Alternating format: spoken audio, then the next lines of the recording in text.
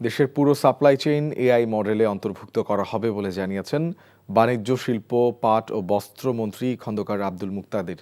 তিনি বলেন, এতে আমদানিকারক, পাইকার ও খুচরা বিক্রেতা সহ সংশ্লিষ্ট সবার তথ্য একটি কেন্দ্রীয় ব্যবস্থায় অন্তর্ভুক্ত থাকবে। এর ফলে বাজার মনিটরিং সহজ হবে। সকালে সিলেট মহানগরীর টিলাগড়ে কৃষকের হাট উদ্বোধনকালে তিনি এসব কথা বলেন। মন্ত্রী বলেন, টিসিবির কার্যক্রম জোরদার করা হবে। সরকার প্রতি বছর টিসিবিতে ৩২ থেকে ৩৩০০ কোটি টাকা ভর্তুকি দেয়, যা ধীরে ধীরে কমানো হবে। বলেন, সিন্ডিকেটের মাধ্যমে বাজার নিয়ন্ত্রণের সংস্কৃতি বাংলাদেশ থেকে দূর করা হবে। কৃষক যারা তাদের পণ্য উৎপাদন করে তারা অনেক সময় তাদের উৎপাদন মূল্যও পায় না।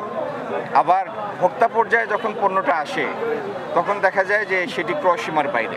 বাজারের এই অব্যবস্থাপনাটা দূর করার উদ্দেশ্যে আমরা সিলেটে একটা পাইলট প্রকল্প হিসাবে এই কৃষকের হাটের উদ্যোগটা নিয়েছি, যাতে কৃষক সরাসরি এসে ভোক্তার কাছে তার পণ্যটি বিক্রি করতে পারেন।